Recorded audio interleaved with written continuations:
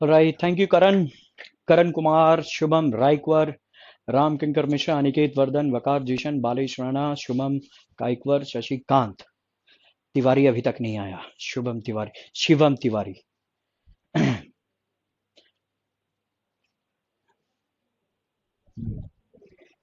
Last वाला statement कोई बताएगा क्या लिखा था? लास्ट वाला स्टेटमेंट,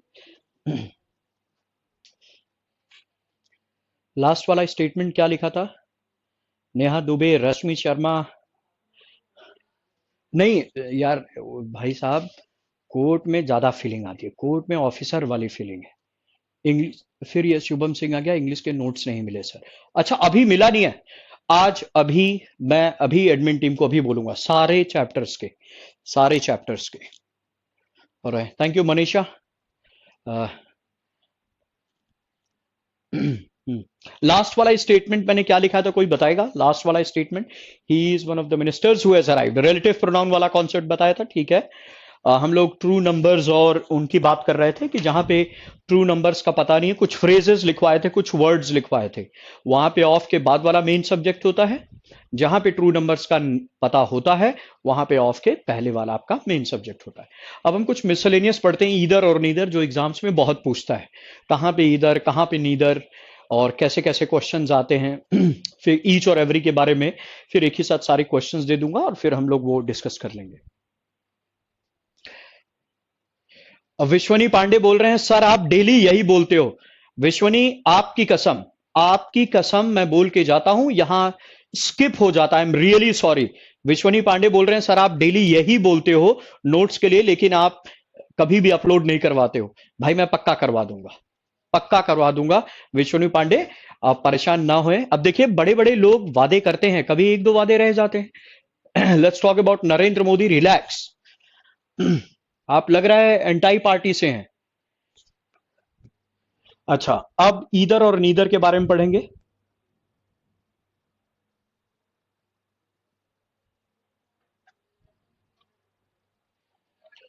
हिमांशु, नोट्स भेज देना एक बार। हाँ हिंदी मीडियम। बाकी में तो मैंने सारे फॉर्मेट भिजवा दिए, इसलिए क्या हुआ था कि कुछ टॉपिक्स बच, बाकी साइड नोट 71% भेज दिया, हाँ 25% कौन सा है मेरे दिमाग से उतर गया। नहीं तो सारा भेजने में कोई दिक्कत है? नहीं नहीं, अब ऐसा कि इनको 75% भेज दिया है, अच्छा, मैं वो कंफ्यूज हो गया कि 25% कौन सा भेजूं। 25% कौन सा भेजूं? मैं बता दूंगा अभी इनसे पूछ के, मैं पूछ के बाकी में पैसे मैंने पूरा भेज दिया। पूरा भेज दिया है। ठीक ठीक ठीक। वो एक दो इल्जाम लगा रहे थे, विश्वनी पांडे मेरे ऊपर इल्जाम लगा रहे थे, बट कोई नहीं।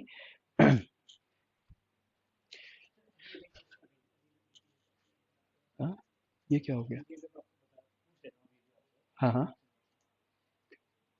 मैं भी पूछ लूंगा। हाँ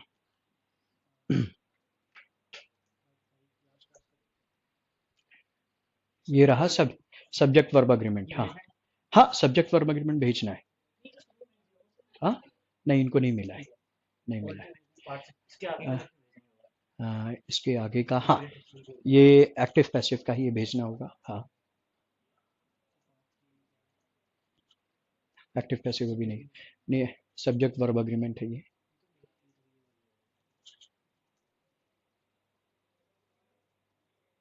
ये जा चुका होगा, मोडाल से जा चुका है। हाँ हाँ, नरेशन, नरेशन प्रेपोजिशन जा चुका है, narration, consumption, article, adjective, adverb, वो मैं आके बता दूंगा ब्रेक में। हाँ बता दूंगा। प्रोनाउन भी है सर, कुछ लोग बोले ठीक है, वो मैं देख लूंगा। अंकित सिंह बोल रहे हैं sir, I don't like your teaching method, you didn't taught every chapter and topic in sequence. I know Ankit, I know, I am not a very good teacher, I know, thank you for the comment, God bless you.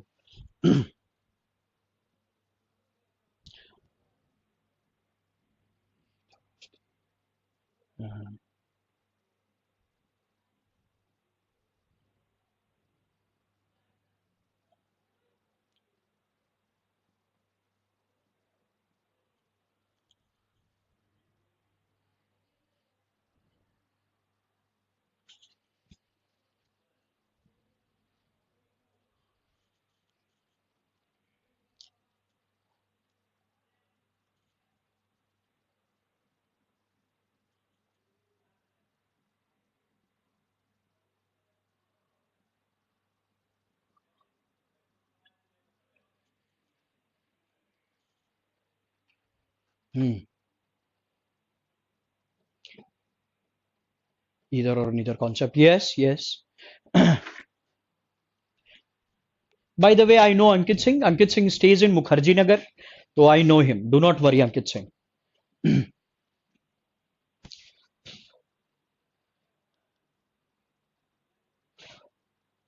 Thank you Aniket, thank you Aniket वर्धान।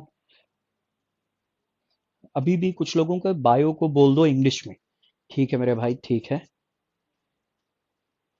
Thank you Rishwanki. अच्छा, एक बार इसका concept देखेगा, एक बार इसका concept देखने का। Either और neither basically हम यूज कैसे करते हैं, I tell you the structure. दो तीन चीजों का ध्यान रखना है। Thank you Nilesh, thank you Nilesh, thank you Mohit. Neha Dubey, what is the method of English? But after attending your classes, my marks improved. Thank you so much, Neha. Thank you, Wasim. All right. ये देखिए, मैंने आपको एक चीज बताई थी error वाले questions में, जब भी एरर आपने फाइंड करना हो, अभी मैं कंजंक्शन की बात नहीं कर रहा हूं, मैं एक मान लीजिए एक छोटा सा सेंटेंस लिखा है, उसमें यही तीन स्ट्रक्चर होगा, यही तीन स्ट्रक्चर होगा। देखिए, ये आपका सब्जेक्ट है, ये आपका वर्ब हो गया, और ये क्या हो गया आपका ऑब्जेक्ट। ये जो सब्जेक्ट है हमेशा ध्यान रखना कि सब्जेक्ट का अपना एक स्ट्रक्चर होगा। अगर स्ट्रक्चर में कोई गलती है तो पहले उसको इंप्रूव करो। फिर आपका आता है वर्ब। वर्ब से रिलेटेड क्या क्या टॉपिक हम लोगों ने पढ़े थे? हो सकता है टेंसेस के क्वेश्चंस हो सकता है मोडाल्स के क्वेश्चन हो सकता है कंडीशनल सेंटेंसेस हो, या हो सकता है सब्जेक्ट वर्ब अग्रीमेंट। इन तीनों चीजों का ध्यान रखना आपने, तो परेशान मत होइएगा। Over a period of time जैसे जैसे आप क्वेश्चन सॉल्व करते जाओगे धीरे धीरे परफेक्शन आ जाएगी। जैसे अगर आप लोग ऐप पे गए होगे तो ऐप पे मैंने बताया था कि आपको 30 मिनट्स रीडिंग करनी है, उसके बाद डेली का एक मॉक टेस्ट करना है। नो मैटर कोर्स कंप्लीट हुआ है नहीं हुआ है, कुछ मैटर नहीं करता है, आपको डेली 30 मिनट्स रीडिंग और एक मॉक टेस्ट 25 क्वेश्चंस का।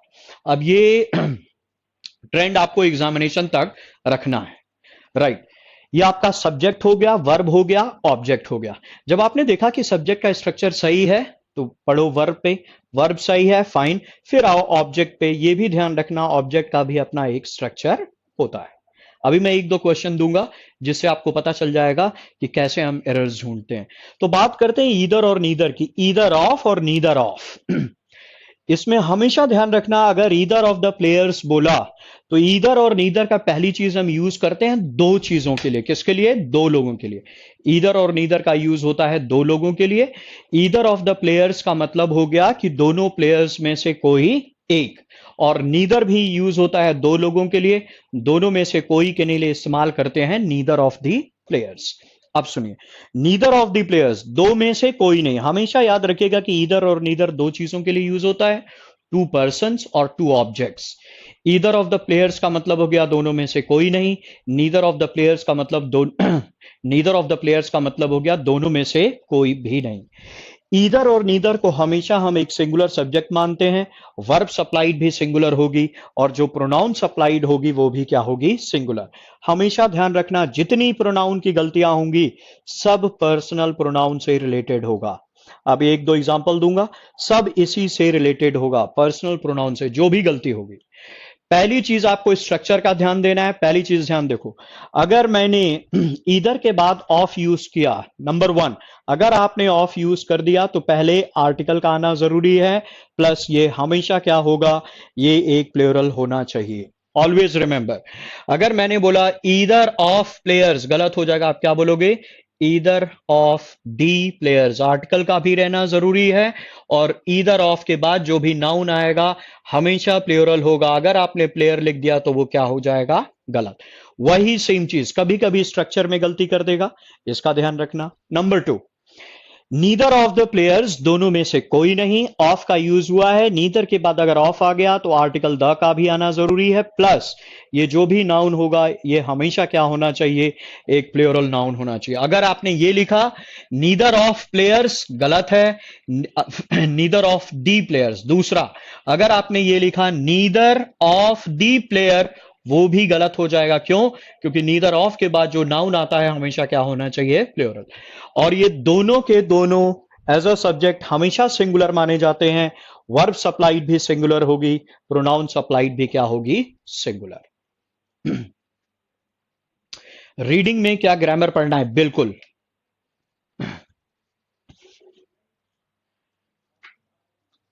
अभी मैं इसके क्वेश्चंस दूंगा।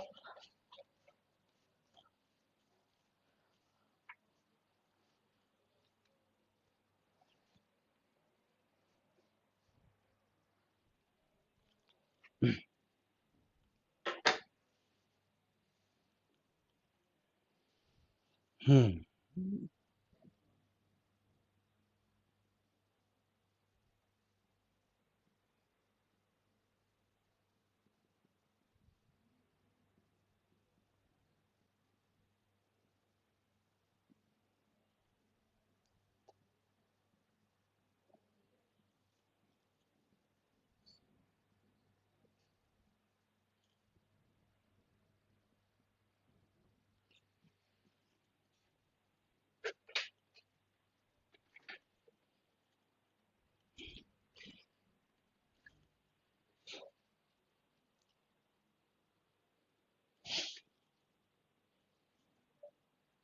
And by the way, how many of you know that I have been a part of the intelligence services? I know how to hack accounts. How many of you know this? I know how to hack accounts. So people who are connected to me, I can open the accounts like this.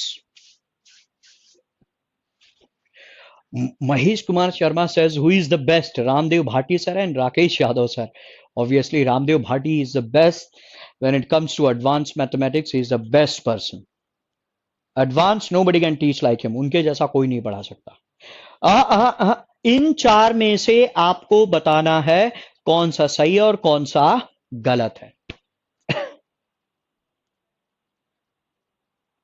Only of के लिए है, अगर neither या इधर के बाद of आएगा तो एब्सोल्युटली, अगर ऑफ आएगा तभी आपने आर्टिकल द भी रखना और एक प्लूरल नाउन का इस्तेमाल करना है, बिल्कुल सही। इन चारों में कौन सा सही और कौन सा गलत है, ए बी सी डी, कौन सा सही है, बस आप मेरे को बता दीजिए कौन सा सही है। Which one of these is right, A B C D.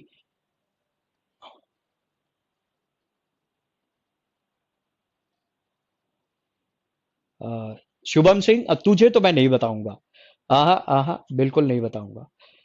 B and D, B and D correct है।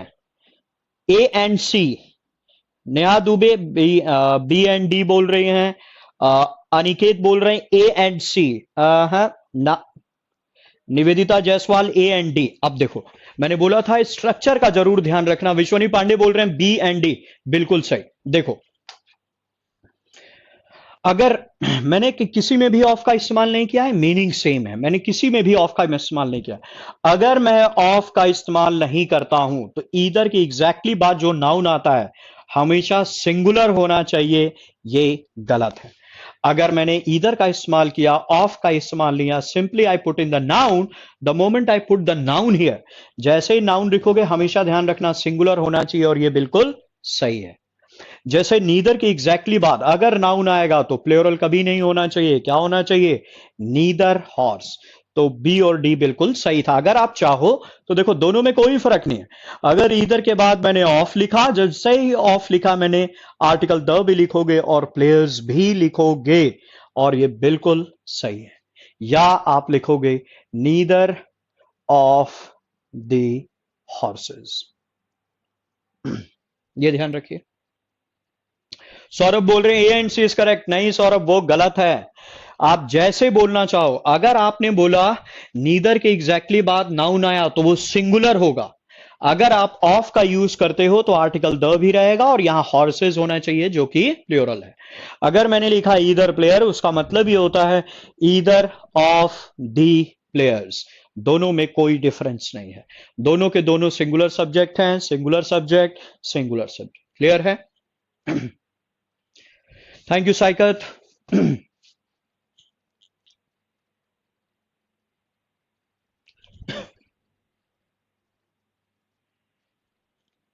अब चलिए, अब हल्का सा ईच और एवरी क्वेश्चंस मैं एक ही साथ दे दूंगा सबके, सभी के क्वेश्चंस एक साथ।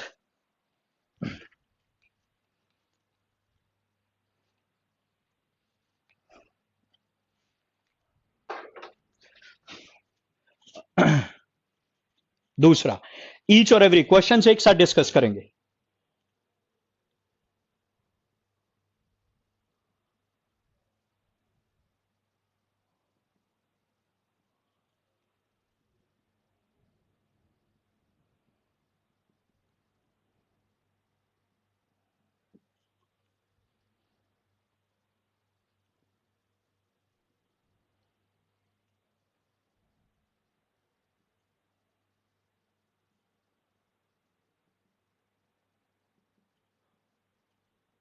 क्वेश्चंस एक साथ डिस्कस होंगे।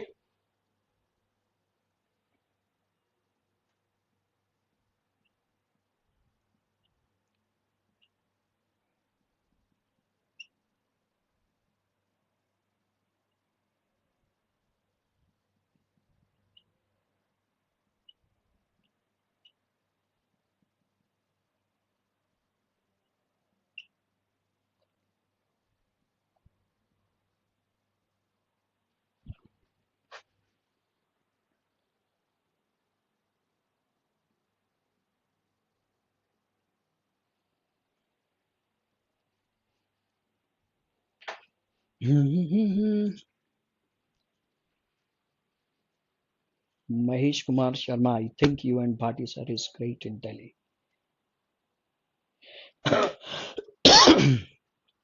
स्ट्रक्चर बेस्ड क्वेश्चन जरूर देखना। सब्जेक्ट का स्ट्रक्चर, दोनों तरीके से गलतियां आ सकती हैं। ऊपर जो लिखा है वो देखिए, लिखा है each of the doctors. Each और एवरी में क्या फर्क होता है अभी बात करते हैं। ईच ऑफ दी डॉक्टर्स अगर मैं देखूं तो पहली चीज, ईच ऑफ द डॉक्टर्स, जहां भी ईच का प्रयोग होता है उसका मतलब होता है मिनिमम दो या दो से ज्यादा, टू और टू प्लस, टू और टू प्लस मान लीजिए।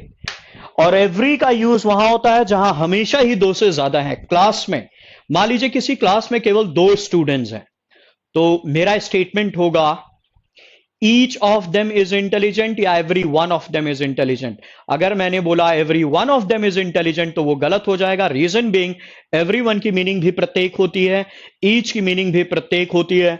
दोनों को हम सिंगुलर सब्जेक्ट मानते हैं। वर्ब सप्लाइड सिंगुलर होगी, प्रोनाउन सप्लाइड भी क्या होगा, सिंगुलर, क्योंकि दोनों की मीनिंग क्या है, प्रत्येक। लेकिन ईच का यूज वहां होगा जहां मिनिमम दो हो या दो से ज्यादा। किसी क्लास में दो स्टूडेंट्स हैं तो मेरा स्टेटमेंट होगा each of the students is intelligent. अगर मैंने कह दिया every one of the students is intelligent, वो गलत हो जाएगा। क्यों? जब मैंने आपको एग्जांपल दे दिया कि उसमें दो ही लोग हैं, तो एवरी वन का यूज तो हमेशा ही दो से ज्यादा लोगों के लिए होता है। नंबर 2, अगर उस क्लास में 3 स्टूडेंट्स हैं और तीनों के तीनों प्रेजेंट है तो मैं कुछ भी बोलूं सही है। ईच स्टूडेंट इज प्रेजेंट या एवरी स्टूडेंट इज प्रेजेंट, दोनों सही है, क्योंकि ईच का इस्तेमाल दो या दो से ज्यादा के लिए, एवरीवन का इस्तेमाल तो हमेशा ही दो से ज्यादा के लिए होता है। अगर मैंने कहा ईच कंपनी, द मोमेंट आई से ईच कंपनी और आपसे मैं पूछूं कि मिनिमम नंबर ऑफ कंपनीज कितनी हैं, द मोमेंट आई से ईच कंपनी, तो मिनिमम वहां पे दो भी हो सकता है, मिनिमम दो होगा या 3 या 4 या 5 या 6। लेकिन द मोमेंट आई से एवरी कंपनी, अंडरस्टूड है, द मोमेंट आई से एवरी कंपनी इट मींस वहां मिनिमम नंबर ऑफ कंपनीज 3 हैं, 3 हो सकती हैं, 4 हो सकती हैं, 5 भी हो सकती हैं। अब इनके स्ट्रक्चर पे देखते हैं। अब इनके स्ट्रक्चर पे देखते हैं। अभी जो क्वेश्चंस आ रहे हैं वो मैं देख रहा हूं, आप परेशान मत होइए, क्वेश्चंस एक साथ लिखूंगा ईच और एवरी के, तो कोई भी दिक्कत नहीं होगी। अगर मैंने लिखा ईच ऑफ द डॉक्टर्स, देखो ईच के बाद ऑफ है, ऑफ के बाद द डॉक्टर्स है। अगर मैंने ईच के बाद ऑफ लगाया तो ध्यान देने वाली चीजें, आर्टिकल द का होना जरूरी है, प्लस ये हमेशा प्लूरल होना चाहिए। अब एग्जाम जब एग्जाम में क्वेश्चंस आते हैं लिख देगा ईच ऑफ द डॉक्टर, गलत है। ईच ऑफ द यूनिवर्सिटी, गलत है। ईच ऑफ द मिनिस्टर, गलत है। ईच के बाद ऑफ यूज किया, आर्टिकल द का आना जरूरी है, और ये हमेशा प्लूरल रहेगा। इस ईच को हमेशा हम एक सिंगुलर सब्जेक्ट मानते हैं। Verb supplied singular, pronoun supplied भी क्या होगी, सिंगुलर। अगर मैंने कहा every one of the doctors, इसका मतलब एवरी वन का इस्तेमाल हुआ होगा जो मिनिमम 2 हो या 2 से ज्यादा। अगर मैंने ऑफ का इस्तेमाल किया, आर्टिकल द का भी आना जरूरी है, और एक प्लूरल नाउन का भी होना जरूरी है। यस और नो? तो every one of the doctors, article the. अगर आपने बोला every one of the company, that is incorrect, आप बोलोगे every one of the companies. अगर मैंने ऑफ का इस्तेमाल नहीं किया तो इनमें कौन, विच वन इज राइट, कौन कौन सा सही है अगर मैं ऑफ का इस्तेमाल नहीं करना चाहता हूं? ईच का रेंज ज्यादा बड़ा होता है एवरी वन से। बिल्कुल बिल्कुल, ईच का रेंज ज्यादा बड़ा होता है। ईच एंड एवरी वन ना, ईच एंड एवरी वन को सिंगुलर सब्जेक्ट मानते हैं, वो अभी बताऊंगा, वो अभी बताऊंगा। यहां 4 लिखा है, each company, every scholars, every scholar. A and D, मैंने ऑफ का इस्तेमाल नहीं किया है, मैंने किसी में भी ऑफ का इस्तेमाल नहीं किया है। B and D, very good. देखिए, अगर मैं ऑफ का इस्तेमाल नहीं करता हूं तो ईच के एग्जैक्टली बाद मैं कंपनीज लिखूंगा ही नहीं, क्योंकि ईच के बाद अगर ऑफ का इस्तेमाल नहीं हुआ तो हमेशा एक सिंगुलर नाउन आना है। This is wrong. Each company, मैंने ऑफ का इस्तेमाल नहीं किया, ईच कंपनी बिल्कुल सही, एक सिंगुलर नाउन है। फिर लिखा एवरी स्कॉलर्स, एवरी स्कॉलर्स लिख दिया, तो एवरी के बाद मैंने ऑफ का भी इस्तेमाल नहीं किया तो स्कॉलर्स तो लिखूंगा नहीं, दिस इज रॉन्ग। क्या लिखूंगा, एवरी स्कॉलर। एवरी की एग्जैक्टली बाद अगर नाउन लिखा है तो हमेशा क्या होना चाहिए, एक सिंगुलर नाउन। ये क्लियर है? अब इन पे बेस्ड हम क्वेश्चंस देखते हैं। मीनिंग सेम है। अगर मेरे को ऑफ का इस्तेमाल करना है तो देखो कैसे लिखूंगा, ईच कंपनी को मैं लिख सकता हूं each of the companies, simple.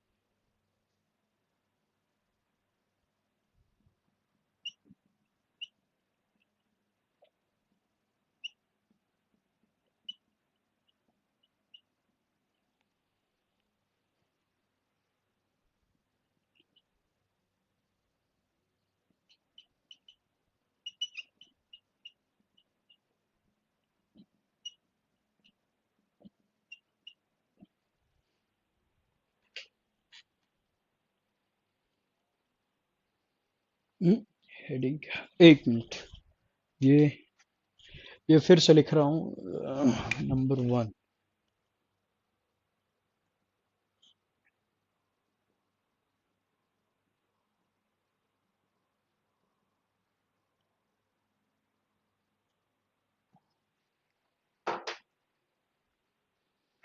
They are basically distributing adjective. Yes, yes. The moment you write psych at every company, each student.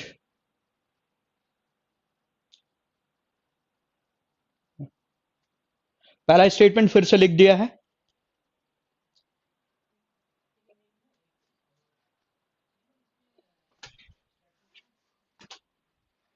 आप बोलो neither, neither of the companies बोलो, नीदर कंपनी बोलो, दोनों की मीनिंग सेम है।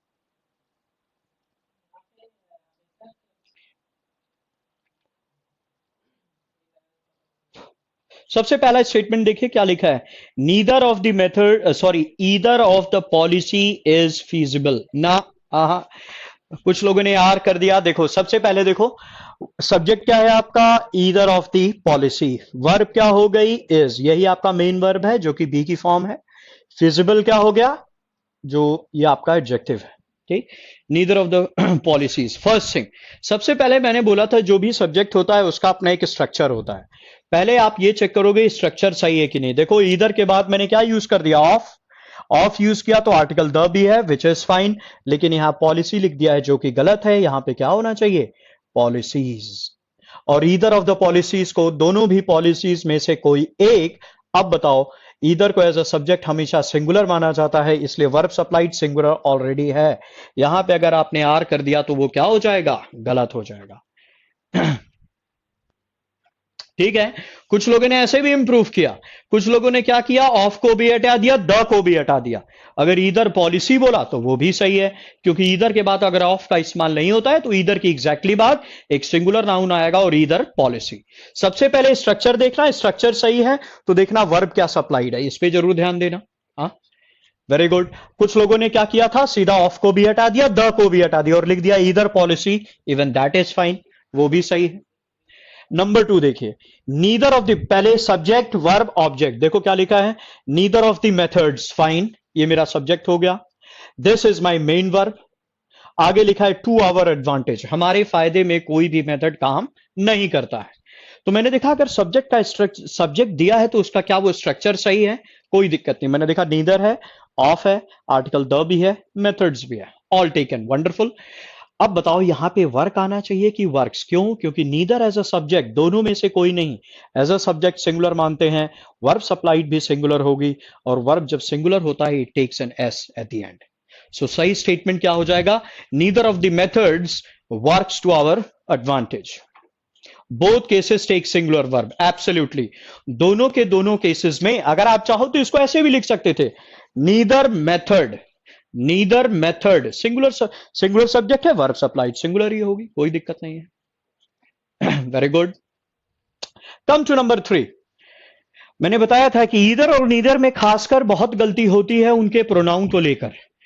Either और neither को as a subject singular मानेंगे, वर्ब सप्लाइड सिंगुलर होगी, प्रोनाउन सप्लाइड भी क्या होगा, सिंगुलर होगा। देखो पहला देखो, ईदर ऑफ द मिनिस्टर्स, कोई गलती है, मिनिस्टर्स में से कोई भी एक, इधर है, ऑफ भी है, बिल्कुल सही। आर्टिकल द का भी इस्तेमाल किया, जब ऑफ आता है तो आर्टिकल द और मिनिस्टर्स भी लिखा है, प्लूरल है, बिल्कुल सही।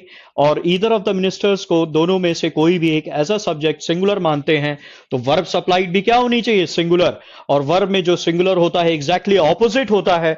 डू और डज में सिंगुलर वर्ब कौन सा है, डज। ये हो गया singular subject either, singular verb. अब आगे जो प्रोनाउन सप्लाइड होगी वो भी क्या होनी चाहिए, सिंगुलर, तो क्या हो जाएगा, हिज। अब एग्जाम में देखो क्वेश्चंस कैसे कैसे बनते हैं एरर वाले। मैंने बोला था यहां पे जो भी प्रोनाउन वाली गलती आएगी ना, 99% you will find it, you will find it कि वहां पे 99% क्वेश्चंस में यहां पर्सनल प्रोनाउन को लेकर ही गलतियां देता है। मैंने लिखा है either of the minister singular subject, लिखेगा यहां पे डज, ये भी सही है। और मैंने वैसे ही कहा था जहां प्रोनाउन आ जाए वहां पे अलर्ट हो जाओ। सब्जेक्ट सिंगुलर है, वर्ब सप्लाइड भी सिंगुलर है, प्रोनाउन सप्लाइड भी सिंगुलर है। First line. Come to number 4, same rule. पहले स्ट्रक्चर चेक करो। What is the structure? सबसे पहले मैंने देखा नीदर ऑफ द कंपनीज है, विच इज फाइन। नीदर के बाद ऑफ यूज किया है, करेक्ट। आर्टिकल द है, कोई दिक्कत नहीं। कंपनीज प्लूरल नाउन है, तो नीदर ऑफ द कंपनीज तो बिल्कुल सही है। सब्जेक्ट आपका सिंगुलर हो गया, which is okay. Subject singular है तो वर्ब सप्लाइड भी क्या हुई? सिंगुलर। तो क्या हो गया? वॉज। क्योंकि सब्जेक्ट सिंगुलर होगा तो वर्ब सप्लाइड भी क्या होगी? सिंगुलर। वॉज हो गया सिंगुलर वर्ब। अब आगे जो प्रोनाउन सप्लाई होगा वो भी सिंगुलर होना चाहिए, कि दोनों कंपनीज में से कोई भी अपनी एम्प्लॉइज को वापस से लाइफ नहीं दे पाई, रिवाइव। अब देखो, अब देखिए, जब प्रोनाउन सप्लाइड भी सिंगुलर होगा तो डियर्स और डियर तो गायब हो गया, बचा ये दोनों। कौन सा इट्स आएगा? कौन सा इट्स आएगा? अपोस्ट्रोफी एस वाला या बिना अपोस्ट्रोफी एस? याद करिए मैंने क्या बताया था। अगर इट के साथ अपोस्ट्रोफी एस लगा है तो उसका मतलब इट इज भी हो सकता है, इट वॉज भी हो सकता है, इट हैज भी हो सकता है। लेकिन जब भी हम पॉजेसिव के सेंस में बात करते हैं तो वो एक पॉजेसिव एडजेक्टिव होता है, और किसी भी पॉजेसिव एडजेक्टिव के साथ अपोस्ट्रोफी एस का प्रयोग नहीं करेंगे। The company has lost its image. Company ने अपनी इमेज खो दी है। You are talking in terms of possession. Its image, image noun हुआ तो इट्स क्या हो गया? पॉजेसिव एडजेक्टिव, और एडजेक्टिव में अपोस्ट्रोफी एस का प्रयोग नहीं करते हैं। फॉर एग्जांपल, कोई जूरी है, कोई पैनल है, कोई कमिटी, उन्होंने अपना डिसीजन दे दिया है।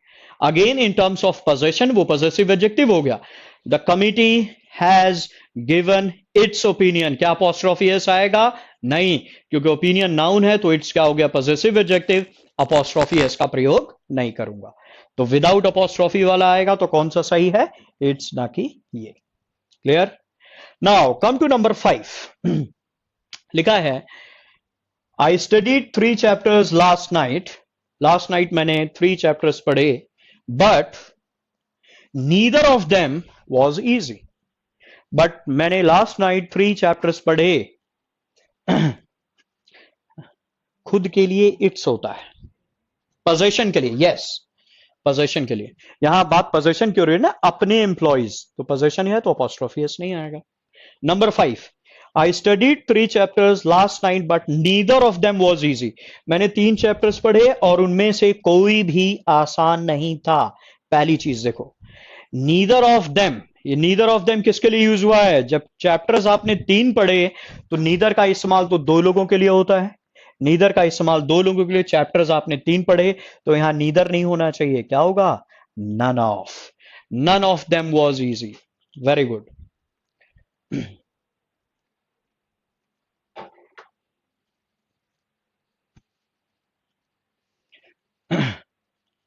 अगर मैंने नन ऑफ स्टूडेंट्स बोला, अगर मैंने कहा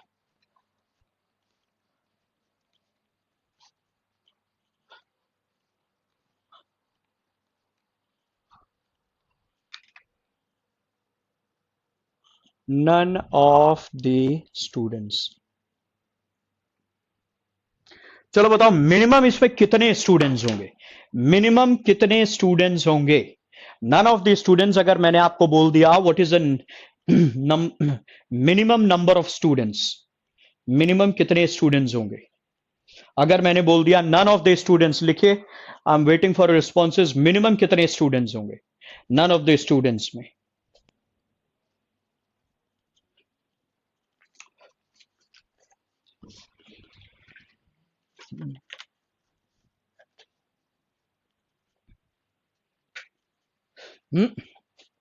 है, कुछ लोग 0 बोल रहे हैं।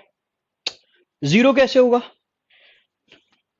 More than 2, yes. मिनिमम कितने होंगे? 3। अगर मैंने बोल दिया नन ऑफ द स्टूडेंट्स, 3 भी हो सकते हैं, 4 भी हो सकते हैं, 5 भी हो सकते हैं, 6 भी हो सकते हैं, लेकिन 2 तो नहीं होंगे। अगर मैं ये 2 फ्रेज, क्या बताओ ये सही है? नन ऑफ द 2 स्टूडेंट्स, क्या गलती है इसमें? नन ऑफ द स्टूडेंट्स सही है कि गलत है? None of the students, none of the 2 students सही है गलत है?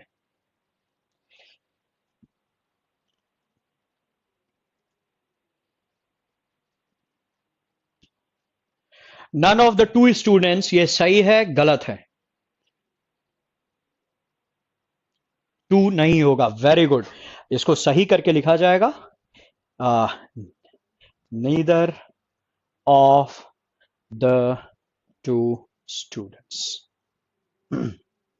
क्योंकि भाई नन का यूज तो हमेशा ही दो से ज्यादा के लिए होता है। अब स्टूडेंट्स है दो, तो यहां पे क्या फिट रहेगा, neither of the students. Very good. Now come to number 6। It says all the four movies are spectacular, all the four movies are spectacular and you can watch, sorry, and you can watch, दो बार repeat हो गया है, and you can watch, and you can watch either of them। क्या गलती है, क्या गलती है?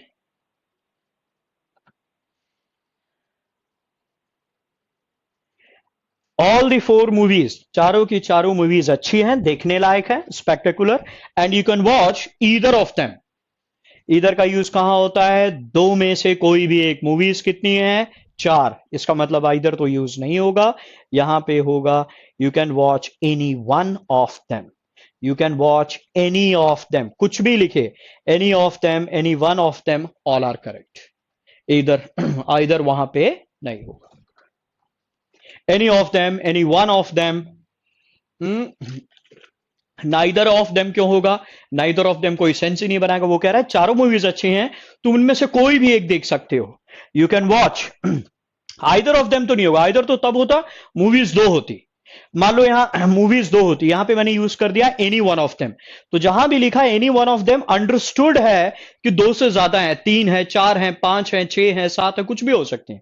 अगर यहां पे होता ऑल द टू मूवीज, नहीं ऑल तो नहीं यूज करूंगा, अभी बताऊंगा एक एग्जांपल देके, ऑल दी फोर मूवीज। अच्छा, अगर मान लीजिए ये लिखा है,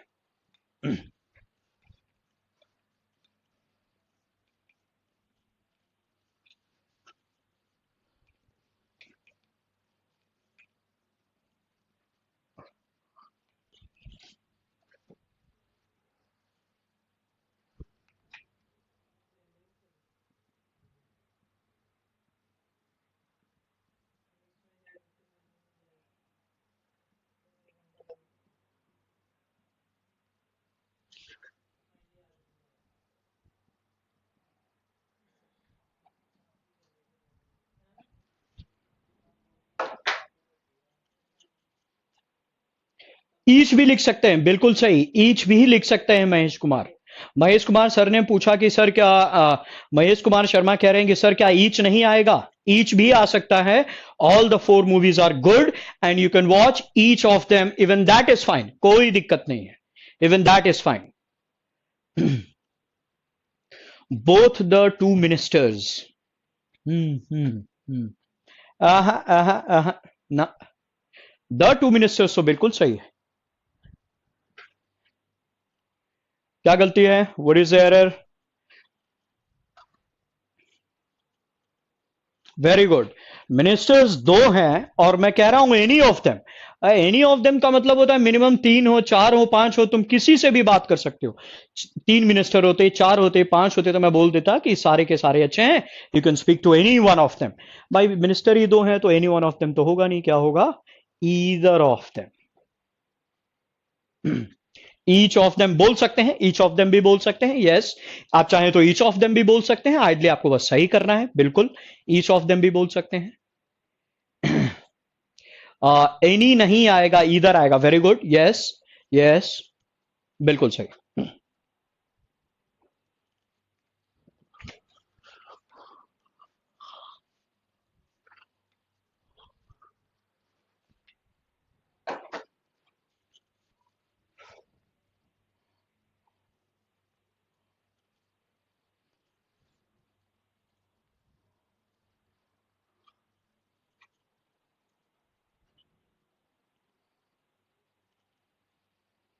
चलो एक स्टेटमेंट लिखो, एनी वन भी बोल सकते हैं, एनी वन। एक स्टेटमेंट लिखो।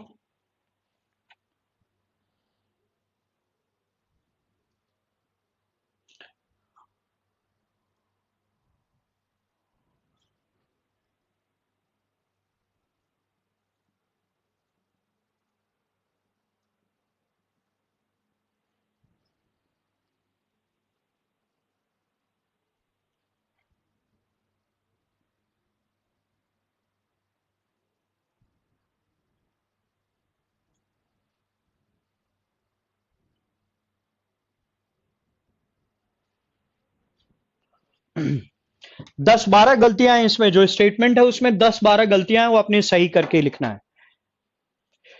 ईदर एंड ईच में कौन सा अप्रोप्रिएट है दो पर्सन्स के लिए? ऐसा कुछ नहीं है। दो पर्सन्स के लिए आप ईच भी कर सकते हैं, ईदर। देखो ईच और ईदर में डिफरेंस क्या होता है? ईदर जो होता है सिलेक्शन के लिए यूज होता है। किसके लिए? सिलेक्शन के लिए। अगर मैंने बोला ईदर ऑफ द स्टूडेंट्स, मान लीजिए करण कुमार ने क्वेश्चन पूछा कि सर ईच और ईदर अप्रोप्रिएट है दो पर्सन्स के लिए, बिल्कुल है। आप ईदर का भी यूज कर सकते हैं, ईच का भी यूज कर सकते हैं। See the difference. हम कब मैं बोलूंगा, जैसे मान लीजिए दो कुर्सियां पड़ी और दोनों की दोनों कुर्सियां अच्छी हैं। एक लाल कलर की कुर्सी है, एक हरी कलर की कुर्सी है। लाल कलर पे केजरीवाल बैठा है और हरी कुर्सी पे मोदी बैठा है। हरा कुर्सी किसका है? मोदी का। और लाल कुर्सी किसका है? केजरीवाल का।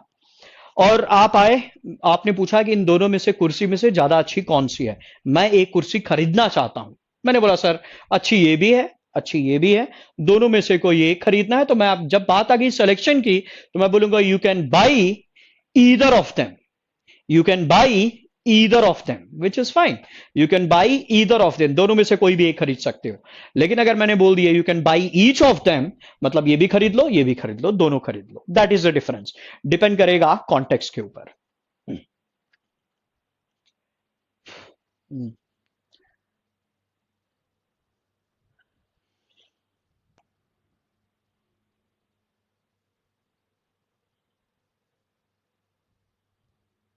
Now this is a very critical part, each or every wala.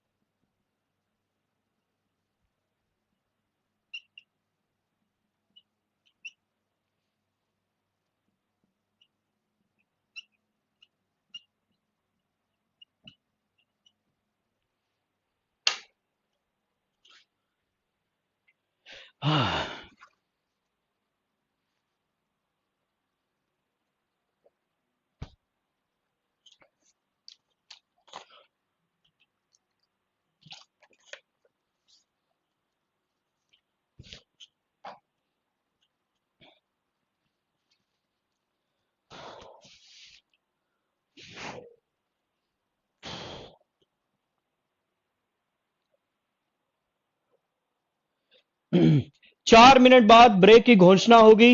Will announce a break, और काफी खतरनाक ब्रेक होगी वो।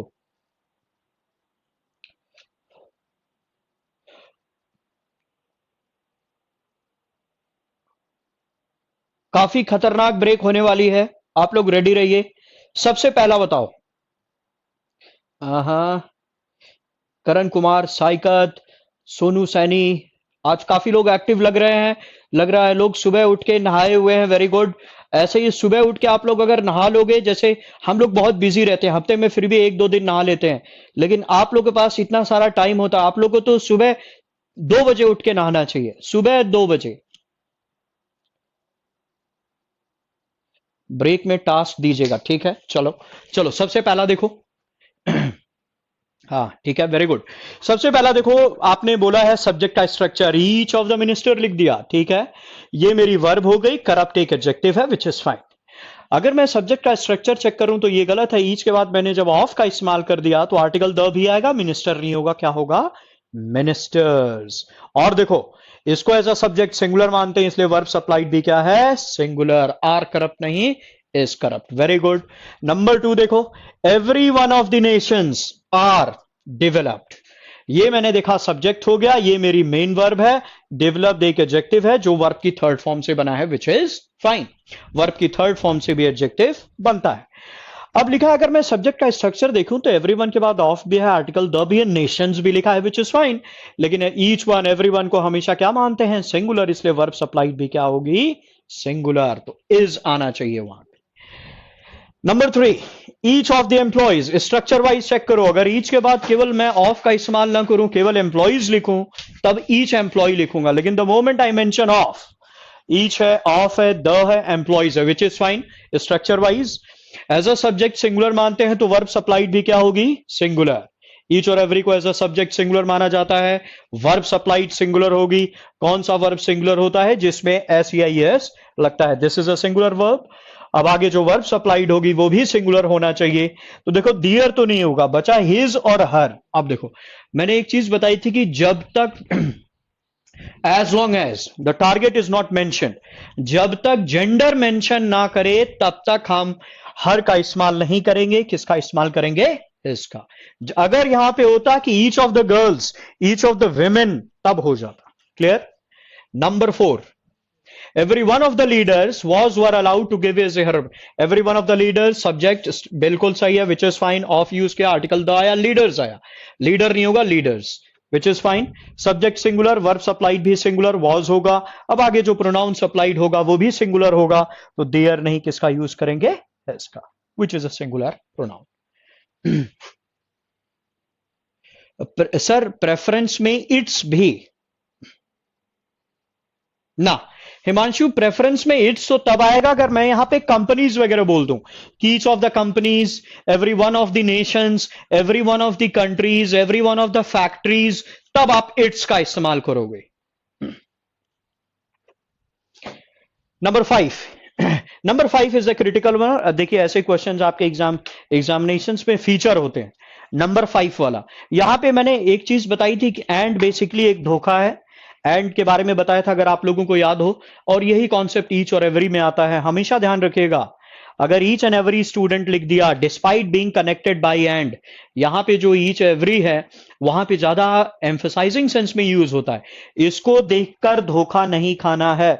ईच एंड एवरी से कनेक्टेड हो, भले ही 10 चीजें हो, मैं बोलूं each student, each clerk, each officer, each staff, कुछ भी हो, despite being connected by and, इस ईच और एवरी को हम एज अ सब्जेक्ट सिंगुलर ही मानते हैं। वर्ब सप्लाइड भी क्या होगी? सिंगुलर। तो क्या होगा?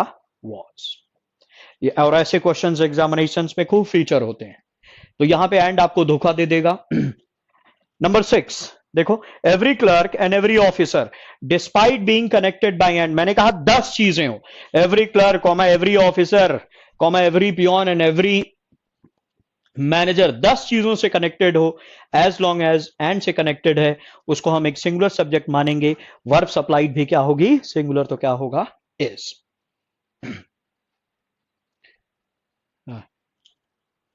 नंबर 7, शुभम सिंह वापस आ चुके हैं, कॉन्ग्रेचुलेशन। शुभम सिंह कह रहे हैं सर अभी बहुत बिजी चल रहा हूं क्योंकि घर में शादी का माहौल है, मेरी खुद की शादी है। कॉन्ग्रेचुलेशन शुभम, आपको बहुत बहुत बधाइयां। Each student and every student बोल सकते हैं, कोई दिक्कत नहीं है। अब देखिए, each student and every student बोलना थोड़ा अटपटा सा रहेगा। Each student and every student थोड़ा बोलना अटपटा सा रहेगा। हाँ, आप ये बोल सकते हो कि each student and every teacher, ऐसे बोल सकते हो। अगर सेम नाउन की रेपिटेशन हो रही है तो वो बोलने का जरूरत नहीं है, सिंपली बोल दो each and every student, each and every student. Himanshu, हाँ अच्छा, ये बताओ number 7, every student teacher and clerk कुछ भी हो, हमेशा क्या मानेंगे? Singular subject. तो क्या आएगा? हैज। अब क्रिटिकल पार्ट आ रहा है। अच्छा, एक चीज मैंने छोड़ दिया।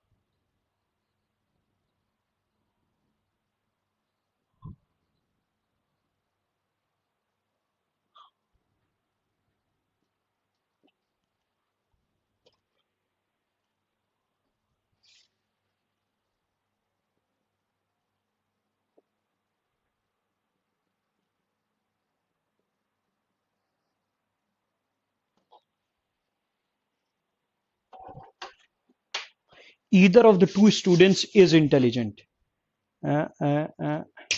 नो, ना, सोनू सैनी ने अभी। चलिए, शुभम सिंह बार बार बोल रहे हैं ब्रेक के लिए, ब्रेक के लिए उनको एक इंपॉर्टेंट कॉल करनी है। I don't know, he has to call someone, काफी इंपॉर्टेंट कॉल लग रही है। वो कह रहे हैं सर एक कॉल करनी है तो 5 मिनट का ब्रेक दे दीजिए, कुछ इंपॉर्टेंट कॉल है। अब वो शुभम सिंह ही जाने, गॉड नोज। एंगेजमेंट के बाद ये सब दिक्कतें होती हैं, तो कोई बात नहीं, कोई बात नहीं। चलिए, will take a breather for 5 minutes, let's take a 5 minute breather, उसके बाद मिलते हैं। चलिए, थैंक यू सो मच।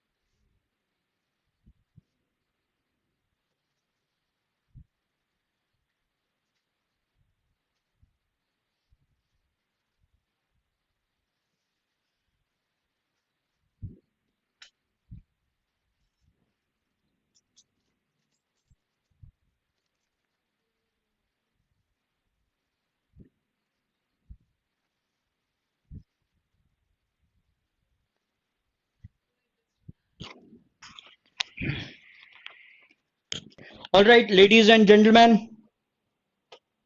क्या आप लोग मेरी आवाज सुन सकते हैं? हिंदी में व्हाट वी कॉल इज भाइयों और बहनों, देवियों और सज्जनों, ये देखो। अब यहाँ पे हल्का सा I spoke to Rancho and Gullu but neither of them help me. Fine. Both के साथ नेगेटिव सेंस कभी नहीं आएगा। Very good. अब इसमें हल्का सा कुछ एक दो चीजें बहुत क्रिटिकल हैं, उसको ध्यान देखिएगा। पहला आपने देखा कि ईच और every despite being connected by and से कनेक्ट होने के बावजूद भी उसको हम सिंगुलर सब्जेक्ट मानेंगे। Verb supplied singular, pronoun supplied भी क्या होगी? सिंगुलर। राइट। नाउ पहला देखो लिखा है all of the two students are intelligent. ये जो ऑल का इस्तेमाल होता है हमेशा दो से ज्यादा लोगों के लिए होता है। अगर मैं बोलूं ऑल का मतलब इट इज ऑलवेज 2+, दो से ज्यादा लोग हैं। तब हम लिख भी रहा है यहां पे all of the two students. जब टू लिख दिया तो आप ऑल नहीं, किसका यूज करोगे? Both of the two students are intelligent. Are आना चाहिए एक प्लूरल वर्ब, क्योंकि बोथ के साथ जो वर्ब सप्लाइड होती है वो हमेशा क्या होती है? Plural. So both of the two students are intelligent. Number 2, अगर मैंने लिखा both of the leaders have arrived, इसमें कोई भी गलती नहीं है। अगर मैं बोलूं बोथ ऑफ द लीडर्स, इसका मतलब बाय डिफॉल्ट वहां पे दो लीडर्स हैं, प्लूरल सब्जेक्ट हुआ, वर्ब सप्लाइड भी प्लूरल है which is have, absolutely fine, कोई दिक्कत नहीं है। नंबर 3, पहला वाला बोथ का इस्तेमाल हम पॉजिटिव स्टेटमेंट्स में करते हैं और बोथ के साथ जो वर्ब सप्लाई होगी वो एक प्लूरल वर्ब होगी, तो हैव अराइव्ड बिल्कुल सही है। लेकिन अगर मैंने स्टेटमेंट लिखा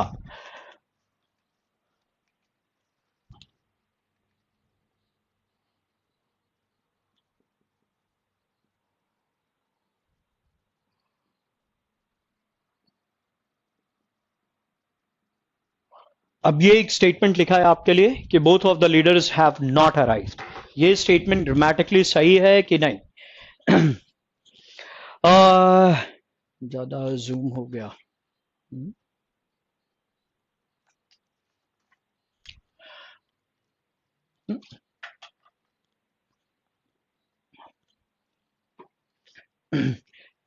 मोहित में ईच और इज आ सकता है, किस वाले में मोहित? देखिए पहली चीज बोथ ऑफ द लीडर्स, हम रूल कहता है कि हम बोथ का इस्तेमाल नेगेटिव स्टेटमेंट्स में नहीं करते हैं। बोथ का इस्तेमाल नेगेटिव सेंटेंसेस में नहीं होता है। उसके लिए एक प्रोनाउन बना हुआ है नीदर, तो ये गलत हो जाएगा। इसको आप सही करके लिखोगे नीदर ऑफ द लीडर्स। जब नीदर ऑफ द लीडर्स बोल दिया तो दोनों में से कोई नहीं। बोथ का इस्तेमाल हम नेगेटिव स्टेटमेंट्स में नहीं करते हैं, तो नीदर ऑफ द लीडर्स बोला, एज अ सब्जेक्ट सिंगुलर होता है, तो क्या आ जाएगा? Has arrived. सिंगुलर वर्ब आएगी क्योंकि इसको हम सिंगुलर सब्जेक्ट मानते हैं। तो बेसिक कहने का अर्थ यह था कि बोथ का इस्तेमाल हम नेगेटिव स्टेटमेंट्स में नहीं करते हैं। बोथ का इस्तेमाल हम नेगेटिव सेंटेंसेस में नहीं करते हैं।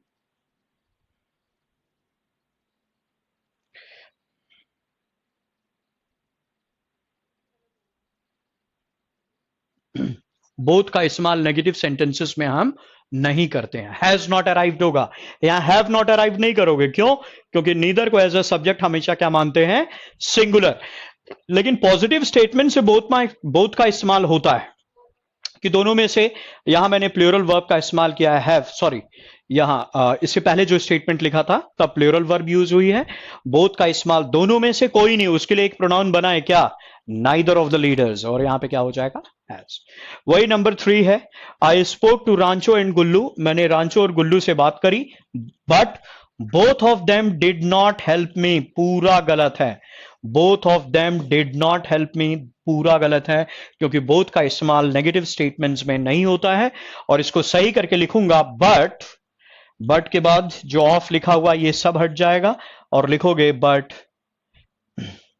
Neither of them helped me, neither of them helped me, वो सही स्टेटमेंट हो जाएगा।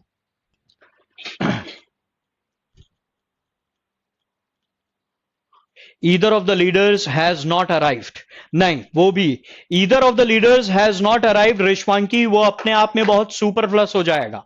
आप उसको सिंपली बोल दोगे neither of the leaders has arrived. जब आइदर के साथ आप नेगेटिव क्यों इस्तेमाल करोगे, दैट इज नॉट रिक्वायर्ड। जब नेगेटिव है तो उसको बेहतर तरीके से मैं बोलूंगा neither of the leaders has arrived. Either of the leaders either of the leaders have not arrived आप नहीं बोल सकते। जब दोनों में से कोई नहीं आया तो उसके लिए प्रोनाउन बना हुआ है। अगर आपने कहा कि either of the leaders has not arrived, वो गलत हो जाएगा, उसको सही तरीके से लिखा जाएगा neither of the leaders has arrived. क्योंकि आइदर ऑफ द लीडर्स जो आप मीनिंग कन्वे करना चाहते हो वो एक ही बार में पूरी क्लैरिटी प्रोवाइड करोगे। आप कह रहे हो either of the leaders has not arrived, कि दोनों में से कोई भी नहीं आया है। जब कोई भी नहीं आया तो उसके लिए we have a pronoun which is neither of the leaders has arrived, वो सही होगा either of the leaders. Vishwanath Pandey पूछ रहे हैं कि हेल्प क्यों होगा, देखो but both of them did not help me, ये बात हो रही है पास्ट की विश्वनी। जब बात हो रही है पास्ट की तो देखो आप क्या लिखोगे, I spoke to Rancho and Gullu but neither of them helped me. जब पास्ट है तो नाइदर ऑफ देम सब्जेक्ट हो गया। पास्ट सिंपल में सब्जेक्ट के बाद वर्ब की कौन सी फॉर्म आती है, second form. But sir but is use in negative sense, तो नाइदर का यूज उसके साथ सुपरफ्लस नहीं होगा ना। बट हम यूज करते हैं कॉन्ट्रास्ट के लिए, बट हम यूज करते हैं कॉन्ट्रास्ट के लिए, वो सुपरफ्लस नहीं होगा Lakhwinder. But is basically use for contrast, कि मैंने उन दोनों से बात करी लेकिन उन दोनों में से किसी ने मदद नहीं करी, एक्सपेक्टेड था उसका उल्टा हो गया। ये मत समझिए कि वो जो बट है यहां पे ये दोनों सुपरफ्लस नहीं है, सुपरफ्लस नहीं है, यहां कॉन्ट्रास्ट की बात हो रही है which is absolutely fine. Does not भी कर सकते थे सर, नहीं। अगर डज नॉट क्यों करोगे, जब बात हो रही है पास्ट की, I spoke to Rancho and Gullu, जब बात पास्ट की है तो आगे वाला स्टेटमेंट जो वैलिडेट करेगा वो भी पास्ट में ही होना चाहिए विश्वनी। तो आप ये नहीं बोल सकते कि neither of them does not help me. जब स्पोक बोल दिया तो you are referring to a past event, उसको आप वैलिडेट भी किससे करोगे, पास्ट से। इसलिए neither of them helped me ही सही है। अच्छा, दो क्वेश्चंस मैंने लिखे थे अब दोनों में वो मिटा दिया, वो मैं फिर से लिख रहा हूं।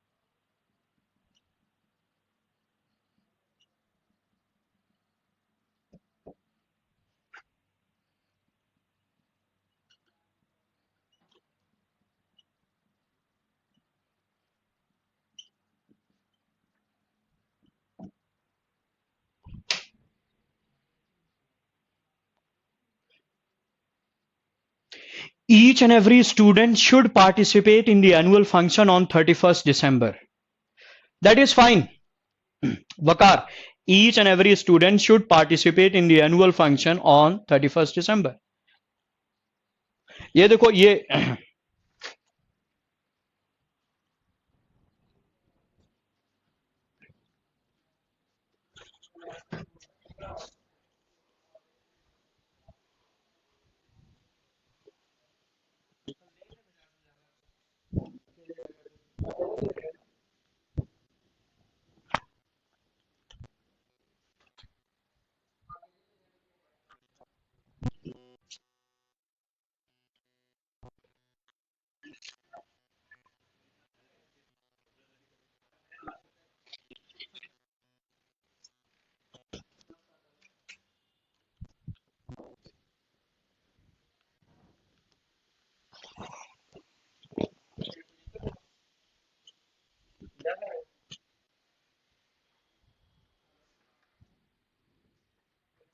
हम्म हम्म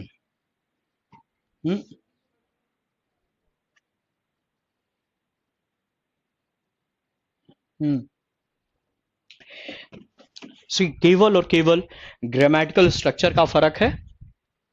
अगर मैंने लिख दिया ईच ऑफ द स्टूडेंट्स, देखो ईच भी है, ऑफ आर्टिकल द और स्टूडेंट्स आएगा प्लूरल, विच इज फाइन।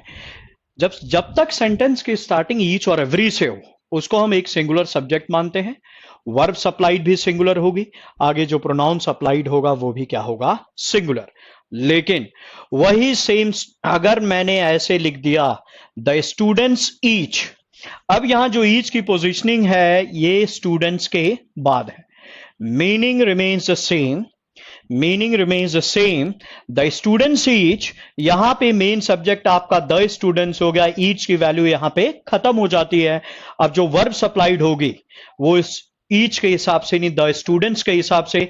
मैंने कहा जब तक आपकी सेंटेंस ईच और एवरी से स्टार्ट हो, each student, each of the students, each minister, each nation, each of the nation, every nation, जब तक आपके सेंटेंसेस की स्टार्टिंग ईच और एवरी से होती है, उसको एज अ सब्जेक्ट सिंगुलर मानेंगे, despite being connected by and, भले एंड से कनेक्टेड हो, उसको हम एक सिंगुलर सब्जेक्ट मानेंगे। वर्ब सप्लाइड सिंगुलर होगी, प्रोनाउन सप्लाइड भी क्या होगा, सिंगुलर। लेकिन अगर उसी चीज को मैंने ऐसे लिख दिया द स्टूडेंट्स ईच, अब यहां पे ईच की इंपॉर्टेंस कहीं ना कहीं मैं खत्म कर रहा हूं, ज्यादा मैं किसको वैल्यू दे रहा हूं, द स्टूडेंट्स को।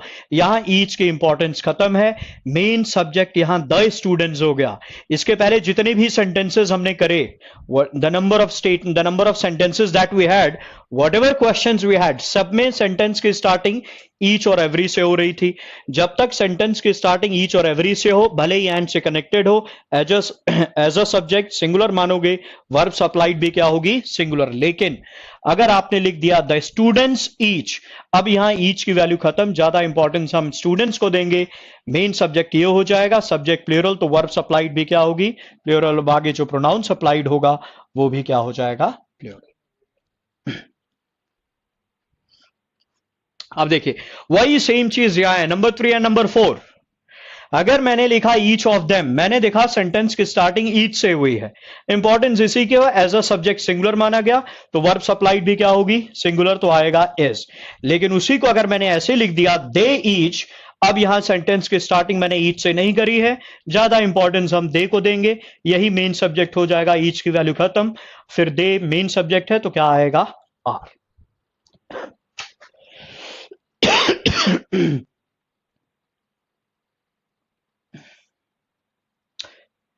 Number 2 and number 4 critical.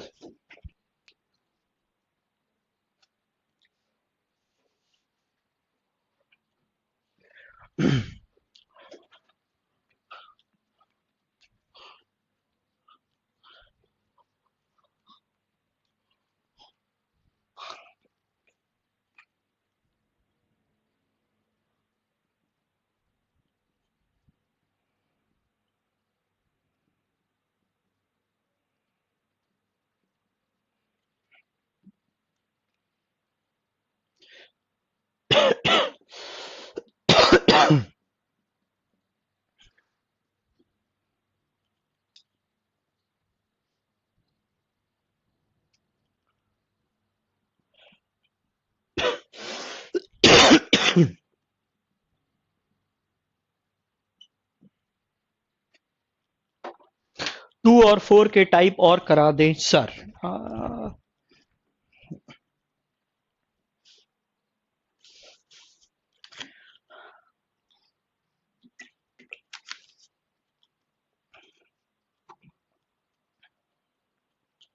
Either के केस में भी ईच के जैसे ही होगा, नहीं नहीं नहीं बालेश, वो ईदर वाला केस बनेगा ही नहीं, ये केवल ईच और एवरी, ईच में होता है, ये केवल ईच के साथ होता है, केवल और केवल ईच के साथ।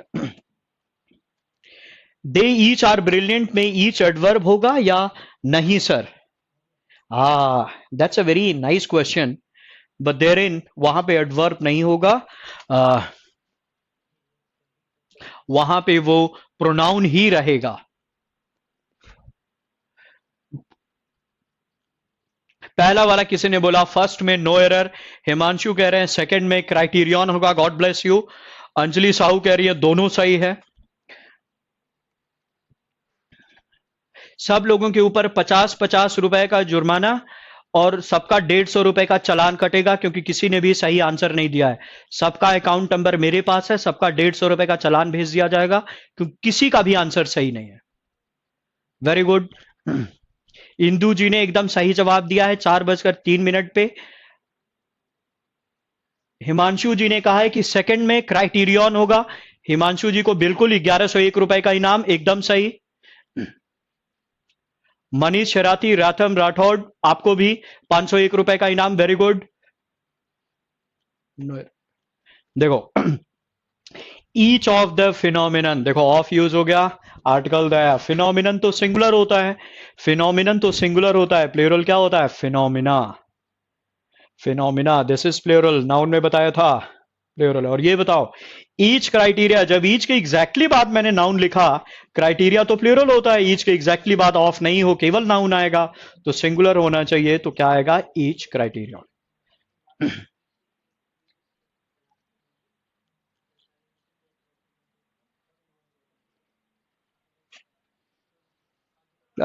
इसका मतलब आप लोग नाउन भी नहीं पढ़ रहे हैं।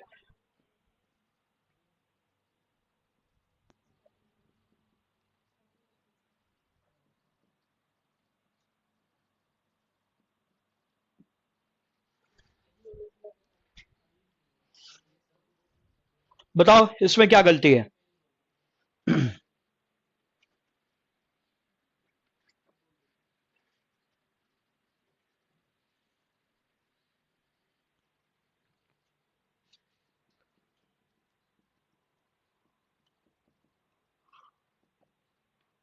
3 and 4। किसी को 51 का भी इनाम चाहिए? इंदू जी को 5100 रुपए का इनाम चाहिए।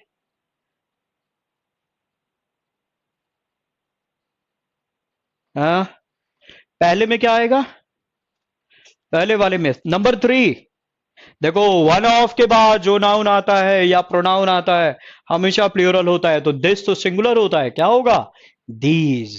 ठीक है। और it is one of that, that फिर सिंगुलर होता है, वन ऑफ के बाद प्लूरल, दैट का प्लूरल क्या होता है? Those. It is one of my car है। Very good. आप लोग सो रहे हैं, स्लीपिंग।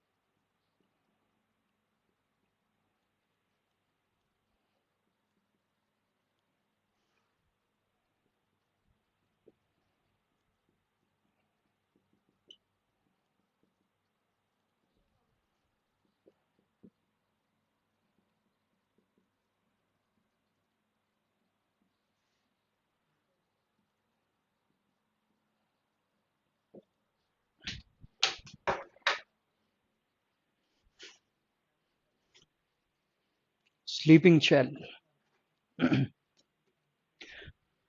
साइका जी कह रहे हैं मैंने राइट आंसर दिया है, चलिए आपके लिए भी 501 रुपए का इनाम और 2 पैंट और 2 शर्ट।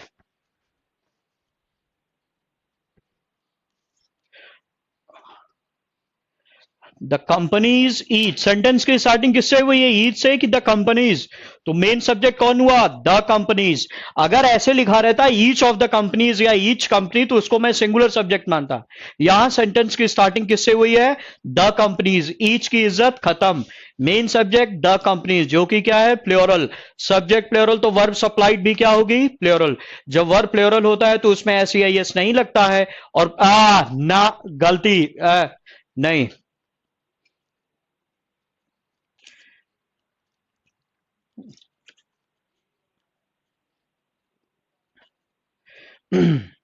आप लोग बिल्कुल एकदम आप लोग बिल्कुल भी ध्यान नहीं दे रहे हो। आप लोग को ये पढ़ना चाहिए बर्गर इकोनॉमिक्स। ये बर्गर इकोनॉमिक्स पढ़ो, या मोमोज इकोनॉमिक्स, बर्गर इकोनॉमिक्स, ये पढ़ो ये सब। वेरी गुड, रिशवांकी ने एकदम ईच एड्रेस बिल्कुल सही, ऑफ दियर कस्टमर्स एकदम सही है।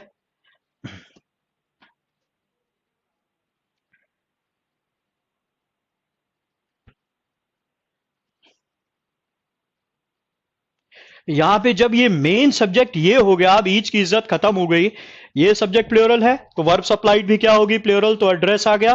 अब आगे देखो, ऑफ मेन सब्जेक्ट ये है, subject plural, verb plural, pronoun supplied भी क्या होगा, प्लूरल। अभी भी गलत है ना, राम किंकर मिश्रा दियर्स बोल रहे हैं, गलत। देखो इट्स तो होगा नहीं, और बचा दियर्स, दियर्स और दियर कस्टमर्स। एक बात बताओ, ये मैंने बोला था पर्सनल प्रोनाउन सबसे इंपॉर्टेंट है, दियर्स कस्टमर्स, अपने कस्टमर्स का, फिर दूसरा लिखा है दियर्स कस्टमर्स, फिर लिखा है देयर, देयर कस्टमर्स। अब देखो, अगर कस्टमर्स नाउन है तो उसके पहले वाला क्या हो गया, पजेसिव एडजेक्टिव, और पजेसिव एडजेक्टिव हमेशा क्या होता है, किसी भी एडजेक्टिव के साथ हम कभी भी अपॉस्ट्रोफी एस का प्रयोग नहीं करते हैं, तो दियर्स होगा नहीं। ये जो दियर्स है ये तो पजेसिव प्रोनाउन है, पजेसिव प्रोनाउन के एग्जैक्टली बाद नाउन आता नहीं, तो सही कौन सा हुआ, देयर कस्टमर्स, ये वाला सही है। आप लोग को बोल शिवम तिवारी इज बैक, आप लोग को बोल रहा था, आप लोग बात नहीं मानते हो, प्रॉब्लम ये है। मैंने फर्स्ट डे बोला था पर्सनल प्रोनाउंस बहुत अच्छी तरह पढ़ना, मैक्सिमम क्वेश्चंस वहीं पे लोग कंफ्यूज होते हैं।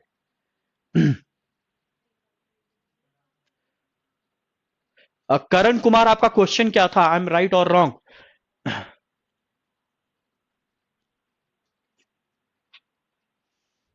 Karan Kumar, what was your question, एक बार फिर से, what was your question. What is burger economics, burger economics देखो, मोमोज इकोनॉमिक्स, बर्गर इकोनॉमिक्स, कभी भी देखना जब सड़क होती है ना, सड़क होती है कोई भी, तो कुछ मुर्गियां यहां जो रहेंगी, कुछ मुर्गियां, they love two different things. आज क्लास नहीं कर पाए सर जी, कोई बात नहीं शिवम तिवारी, तुम इतना मुझे परेशान किए हो कि मैं, कोई दिक्कत ही नहीं है। जब तुम आते हो तो इधर मैं परेशान हो जाता हूं, टेंशन में चला जाता हूं, उतनी टेंशन तो मोदी को भी नहीं होती होगी। रटने में नहीं होगा, लॉजिक समझ में आना चाहिए, यस, वेरी गुड। वही बिल्कुल, बर्गर इकोनॉमिक्स इसी को बोलते हैं। सड़क के इस पार कुछ मुर्गियां रहती हैं, मान लो ये एक सड़क है। अब लोगों को लगता है कि मुर्गियों को दो चीजें बहुत पसंद है, कभी सड़क के इस पार, कभी सड़क के उस पार। पहली चीज, दे लव क्रॉसिंग द रोड, कभी मुर्गियां इधर आएंगी कभी उधर जाएंगी, उनको ट्रैफिक से कुछ लेना देना नहीं है, they are unaware of the traffic, उनको लगता है हमारा एरिया है। और दूसरा, दे ले एग्स, कुछ काम नहीं, अरे भाई सड़क क्रॉस कर रहे हो, चारों तरफ देखो, तो सब कुछ देखते रहो, आप लोग बस हल्का से देख के निकल गए। आ वेरी गुड।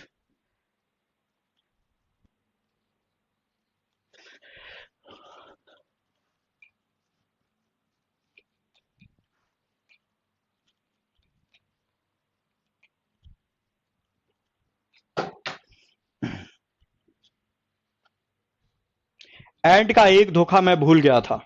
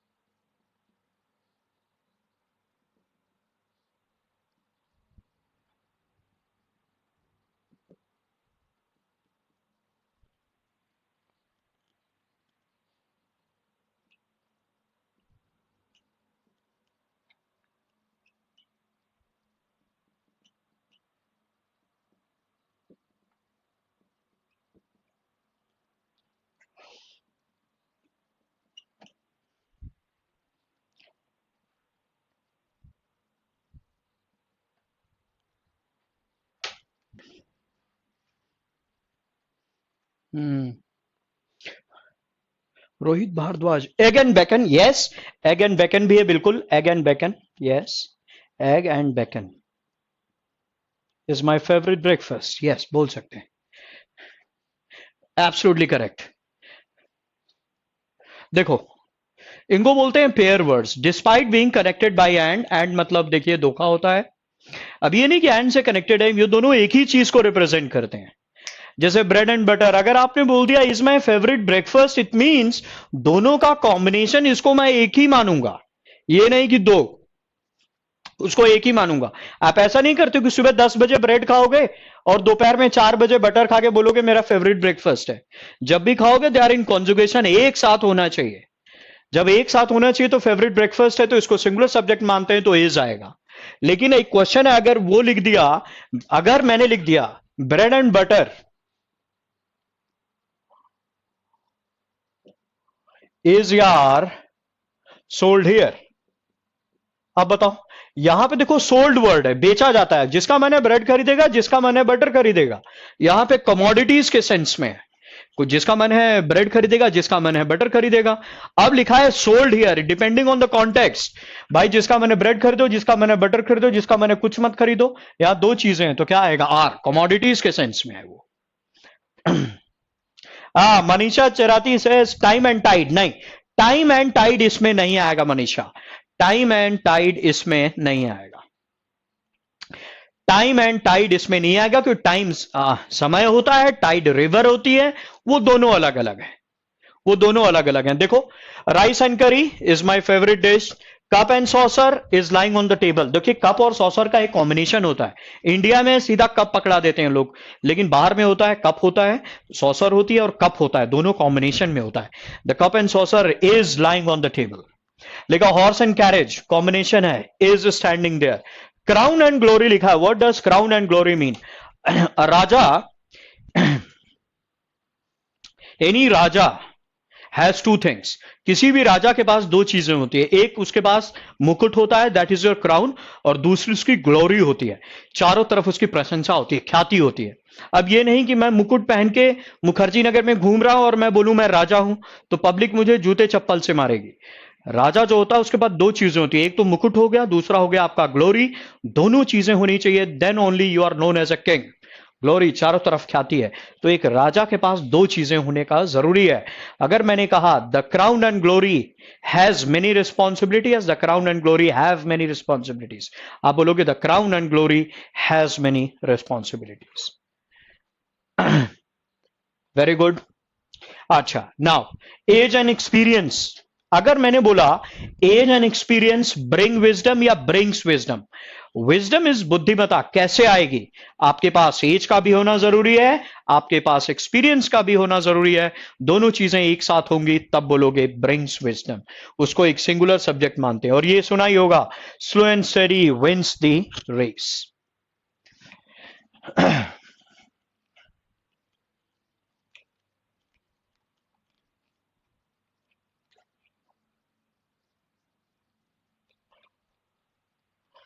एक सबसे क्रिटिकल है, उसमें केवल पहला वाला इंपॉर्टेंट है, ये सब मिसलेनियस है, देखिए, मोर देन वन क्लर्क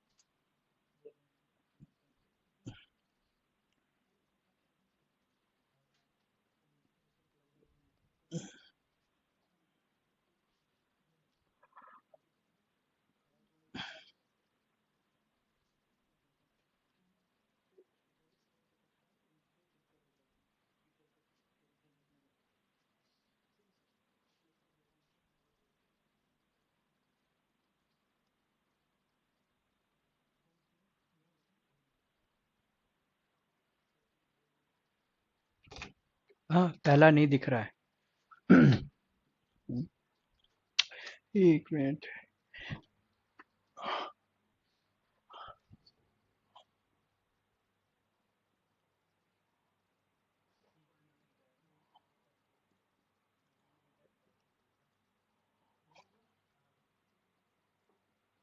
हाँ, हाँ, हाँ, हाँ। देखो,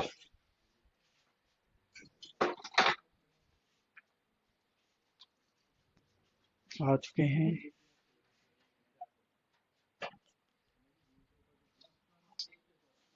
आप लोगों ने बधाई नहीं दी रवि सर को, मैंने देखा। आप में से किसी ने भी रवि सर को बधाई नहीं दी, जो कि एक बुरी बात है। रवि सर कल कितने खुश थे वो बता नहीं सकते हैं किसी को। आप लोग करंट अफेयर सुनिए, अभी हाल ही में इनकी इंगेजमेंट हुई है। नौकरी लगने के बाद देखिए, नौकरी लगते इंगेजमेंट हो गई। कल पूरे मुखर्जी नगर में इन्होंने 1000 लोगों को पिज्जा खिलाया है। आप लोग रवि सर को सुनते हैं कि नहीं? करंट अफेयर्स जो पढ़ाते हैं रवि सर, वो एक बार आप लोग बधाइयां दे दीजिएगा। अच्छा, ये जो स्टेटमेंट है इसमें एक कॉन्सेप्ट बता रहा हूं, उसको बस ध्यान रखना, सारे क्वेश्चंस हो जाएंगे। अच्छा, मैंने आप लोग को बताया था कि जो THAN होता है ये एक कंजंक्शन होता है जो ज्वाइन करने का काम करता है। मैंने अगर लिखा कि Gullu is taller full stop Rancho is tall, अगर इन दोनों को ज्वाइन करना है तो आप कैसे ज्वाइन करोगे? Gullu is taller than Rancho, THAN, ये एक कंजंक्शन होता है। अच्छा, जब ये कंजंक्शन है इस वाले कॉन्सेप्ट में, अगर वैसे देखोगे कि मोर देन वन क्लर्क, अगर आप सोचोगे, यहां दिमाग मत लगाना, अगर सोचने लग गए मोर देन वन क्लर्क का मतलब हुआ एक से ज्यादा क्लर्क है, तो आप मान लोगे कि वो एक प्लूरल सब्जेक्ट है, बट देयर इन समहाउ वो इनकरेक्ट हो जाएगा। इस वाले फॉर्मेट में जब देन से कनेक्टेड हो, देन देखिए एक कंजंक्शन है, देन एक कंजंक्शन होता है। अब यहां पे मैं ये देखूंगा कि जब देन एक कंजंक्शन है, अगर सोचने में तो लग रहा है कि मोर देन वन मिनिस्टर, मोर देन वन क्लर्क, मोर देन वन स्टूडेंट, तो एक से ज्यादा है, बाय डिफॉल्ट प्लूरल सब्जेक्ट होना चाहिए, वर्ब सप्लाइड भी plural, but somehow that is grammatically incorrect, वो गलत हो जाएगा। अगर मैंने लिखा more than one clerk, then एक कंजंक्शन है, एक तरफ मोर है दूसरी तरफ वन क्लर्क है, मैं ये चेक करूंगा कि नाउन की प्रेजेंस किसमें है। एक तरफ मोर देन एक कंजंक्शन, एक तरफ वन क्लर्क, मैं ये चेक करूंगा कि नाउन की प्रेजेंस किसमें है। जिसमें भी नाउन की प्रेजेंस होगी वही एक वैलिड और कॉन्क्रीट सब्जेक्ट होगा। जिसमें भी नाउन की प्रेजेंस होगी वही एक वैलिड और कॉन्क्रीट सब्जेक्ट होगा। क्या मोर में नाउन की प्रेजेंस है? नहीं। नाउन की प्रेजेंस किसमें? वन क्लर्क, नाउन की प्रेजेंस है, यह आपका वैलिड सब्जेक्ट हो गया और कॉन्क्रीट सब्जेक्ट हो गया। यही डिसाइड करेगा आगे क्या वर्ब सप्लाई होगी। वन क्लर्क है तो सिंगुलर वर्ब, अब आगे जो प्रोनाउन सप्लाइड होगा वो भी क्या होगा? सिंगुलर। बच्चे पिज्जा मांग रहे हैं, बहुत बहुत बधाइयां।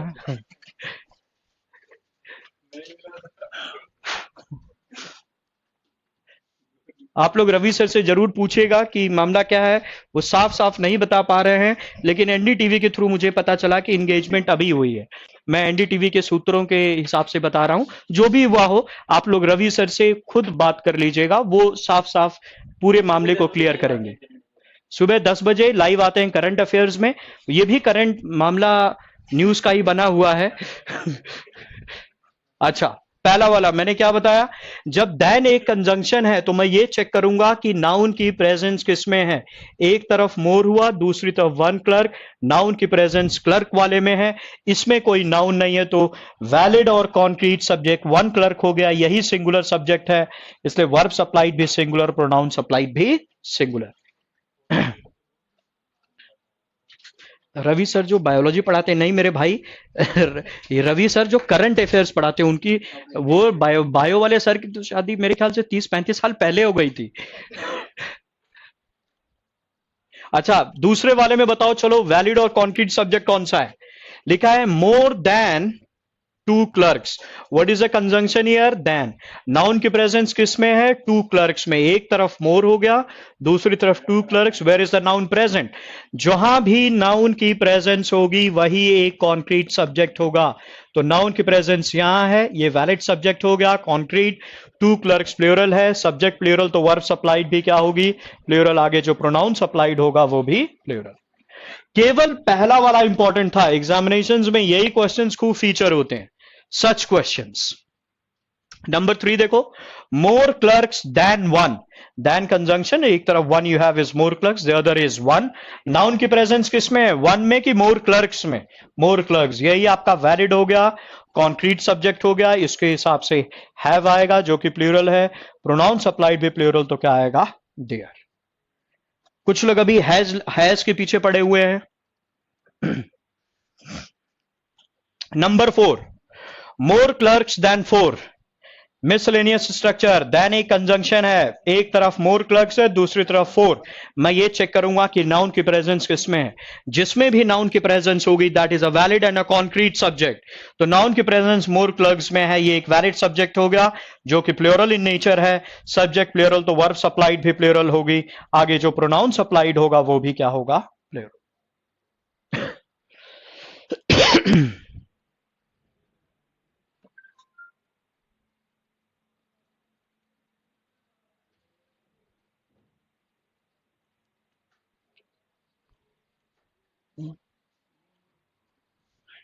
मामला क्लियर? केवल पहला वाला क्रिटिकल था. केवल पहला वाला क्रिटिकल था. More than one clerk has. Vishal Kumar Singh पूछ रहे हैं भाटी सर की शादी हो गई.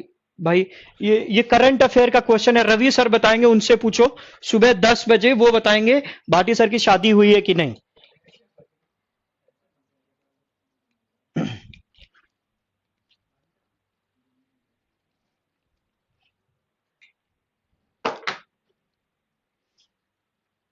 अच्छा, रश्मि शर्मा पूछ रही है शॉविनिज्म मीन्स क्या होता है.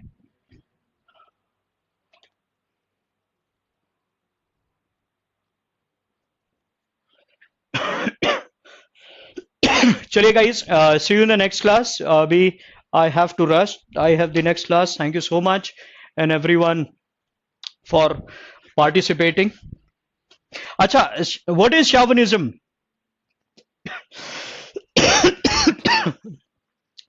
शॉविनिज्म होता है वेरी न्यू एक्सट्रीमली पैट्रियोटिक. जब बहुत ज्यादा आप पैट्रियोटिक होते हैं, दैट इज शॉविनिज्म.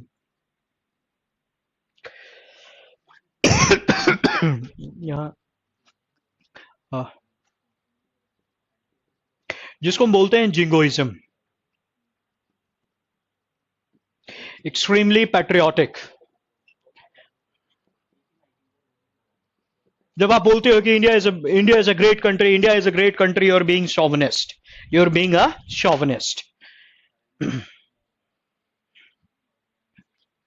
शिवम तिवारी फिर क्वेश्चन ऐसा खतरनाक पूछ रहे हैं. चलिए, I am really sorry, I have a class now, I have to rush. Thank you so much everyone. Enjoy yourselves and see you in the next class. Thank you so much.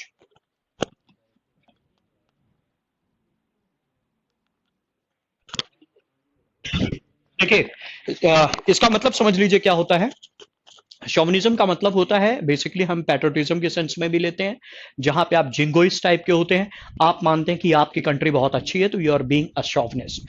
कुछ लोगों को बोलते हैं mail chauvinist. कुछ लोग लड़कियों को अच्छा नहीं मानते हैं. कुछ लोग बोलते हैं कि जैसे women are emotional fools, they are not clever, they are not intelligent. तो उनको बोला जाएगा जो अपनी नेशन को, कंट्री को, स्टेट को, जेंडर को जो ज्यादा बेहतर मानता है, वो लोग होते हैं शॉविनिस्ट. मेल शॉविनिस्ट हो सकता है, फीमेल शॉविनिस्ट हो सकता है. किसी कंट्री को लेकर आप बोलते हैं आपकी कंट्री सबसे अच्छी है, तो you are a chauvinist, you are extremely patriotic, you are a jingoist. और ये जेंडर तक में भी चला जाता है. मेल शॉविनिस्ट बोलते हैं जो मेल्स अपने आप को. ठीक है सुधीर जी, चलिए, thank you so much. Enjoy yourselves.